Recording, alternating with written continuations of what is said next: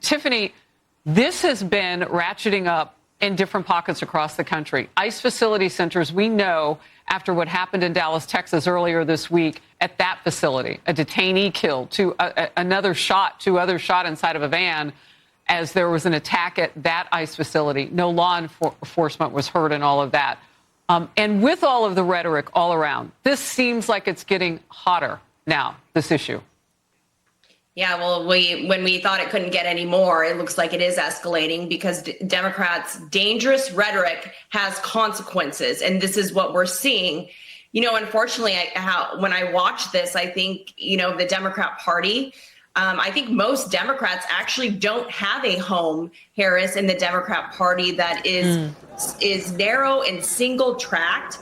The only way that you can get approval to be in the Democrat Party almost now today is to be anti-Israel, anti-capitalist, anti-worker, and in some regards, anti-America. And this is what we are seeing here today. They need to denounce this. They need to stop it. This is not the country that we love. In fact, we know that Donald Trump won on immigration, on cleaning up our cities, on cleaning up our towns. And that's exactly what he is doing. I guess for me, it begs the question. Number one, who is funding these people? Number two, if the Democrats can't denounce it, who are the Democrats for? Are they for these monsters who are coming into our towns, our cities, and raping and killing and murdering? Or are the Democrats for the American people? I think that's a question they will have to start to answer in the very near future. Leslie Marshall, I want to point out, our Mike Tobin is reporting now from the ground that they are calling, because I asked him, what are they shouting? They are calling the federal agents at this very moment Nazis. They are not backing down. Now, they put a perimeter up, as I talked about. They put a fencing line along part of this complex, this ICE facility outside of Chicago and Broadview, Illinois. But as you hear that, calling federal agents Nazis, knowing the moment that we're in, knowing the moment that they're in, how can this be happening with no Democrat response? Leslie. Well, I'm a Democrat. I'll respond right now. I can't stand the name calling. I lost relatives in the Holocaust, and I don't think ICE are Nazis. However, Tiffany just called me and all Democrats anti-American, all the Jews in my family who are Democrats and pro-Israel. The generalizing, the name calling, if it doesn't stop, we're going to see this, and we're going to see more of this. And that's not a threat. That's common sense. Harris, here's the problem. The president did, and Republicans did win, and my party did lose on the issue of immigration. However, there are Democrats like myself who agree with the deportation of criminals, of violent offenders. The woman that they were trying to go after here and have gone after here has been here. She's 54 since she was a child. All right. Leslie, I'm going to cut in for just a second because we have about 30 seconds till the end of the show. So forgive me, but you called Tiffany's name. I want to give her a chance to respond. Yeah, I said most Democrats don't have a home in the current Democrat Party. Where to be accepted, you have to be anti-Israel, anti-America, anti-capitalist. And that is what we're seeing play out. Not true. Democrats across the board should be denouncing this immediately today. We should hear from every single elected official on what is happening in our country.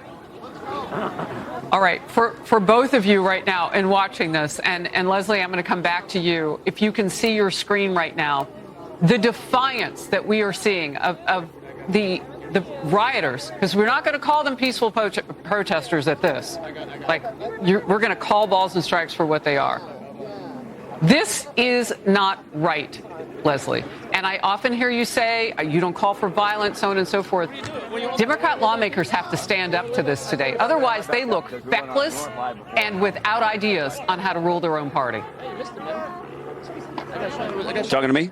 Leslie. I agree that violence is never. Thank you, Harris. I agree that violence is never the answer. But here in Los Angeles, wait a minute, there can never be like a Chicago, violence is not the answer. Period.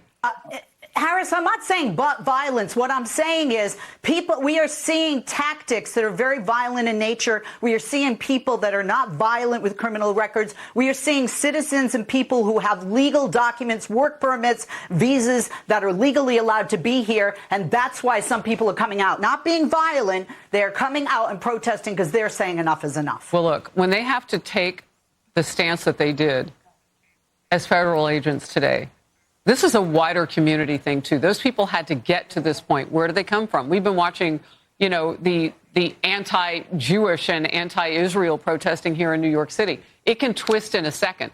So if they're opening tear gas, if obviously something went sideways in all of this, and these people are not backing down. They will hold that line, those federal agents. I want to go back to our reporter, Mike Tobin. Mike, are you there? I am here. Please give us the very latest on this. Well, the latest is this standoff continues. The federal agents here have formed a line, again, to the southwest entrance of this temporary ICE facility in Broadview, Illinois. And you can see them standing with an array of non-lethal weaponry. There's a police officer with a shield, a DHS officer. You have enforcement and removal operations. You have ICE police. You have Border Patrol. You have some of the local police here. And the non-lethal weaponry includes the paintball with the pepper balls inside of them. You see other guns. I see pepper spray at the ready. So different non-lethal weaponry. In fact, that guy at the end there has a tear gas launcher. And the tear gas that they're firing out here is a little stronger than the stuff that we're used to a lot of these big demonstrations. It does an effective job at clearing out an area. You can't breathe once that stuff comes out. But the demonstrators are out here with their masks on. A lot of them have those painter's masks that you can get at Home Depot. They showed up with that stuff, clearly anticipating some kind of a conflict today. And you see the different flags, the different signs at the ready, people wearing masks with signs that say, don't wear masks. And you talked about the language before. It's a lot of the language that we hear time and again, Nazi, fascist, over and over again. And everybody who gets picked up, there was no reason to pick them up. That's what they say. All right, I'll go back to the panel now. Mike, thank you so very much. And we'll come back to you as the news warrants on this. It is hard to believe at this point, Tiffany, that scene that you have, that's just played out right now, that these people will not leave, that the standoff continues. Some of this, though, is almost like a recruitment for people who want to behave like this at our ICE facilities across the country. There's no Democrat denouncing it. Every single Democrat should be absolutely denouncing this dangerous rhetoric, these dangerous, violent attacks against our ICE agents, and backing our men and women in blue, backing our ICE agents. I think the facts are the facts. The recent Quinnipiac poll showed that only 3 out of 10 voters actually have a favorable opinion of the Democrat Party. So that is in stark contrast to Republicans who are actually delivering on immigration, delivering on the economy and foreign policy. I mean, I just wonder what exactly is the Democrat Party doing if they cannot denounce this violence and back our ICE agents and back Tom Homan and everything he is doing to protect American citizens. They will get wiped out in the midterms. All right.